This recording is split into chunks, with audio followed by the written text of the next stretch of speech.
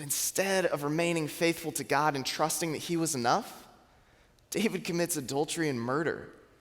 And this is in spite of God giving him everything. This poses a valuable question for all of us to reflect on, and that is, what am I hoping to gain when I sin? God has faithfully provided for every one of us, just as he did David.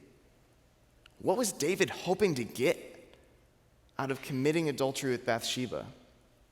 What was he hoping to get out of murdering Uriah? Because God, he's faithful to provide all that we would ever need.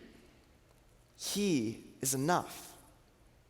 So why then is sin so tempting? What am I hoping to gain when I sin?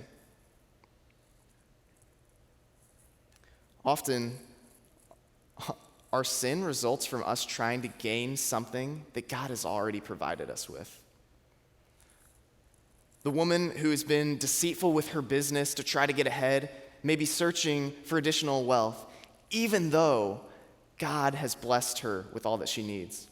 The man who had an affair might be searching for love and affirmation, even though he's already perfectly loved by Jesus.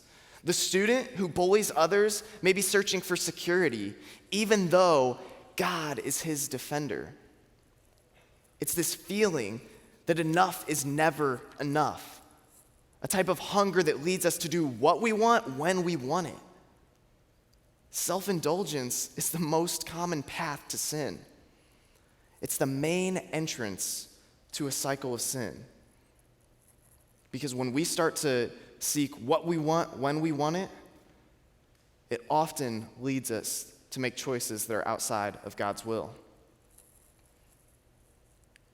But there's good news, y'all. The good news of Jesus is that while we were still sinners, Christ died for us to pay the price for our sin. He desires to have a relationship with each one of us. Every single person in this room is known and loved by God, regardless of what sins we've committed. It doesn't matter where we've been or where we're at right now, whether we're on the highest mountaintop or the lowest valley, God wants to meet with us. And his forgiveness is for all of us who would turn to Jesus.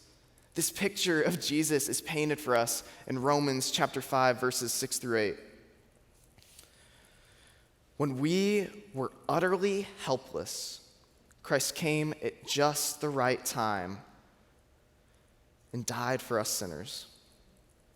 Now, most people would not be willing to die for an upright person, though someone might perhaps be willing to die for a person who is especially good.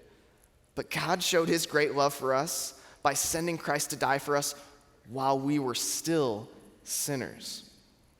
That's how much Jesus loved us. That's how much he loves us.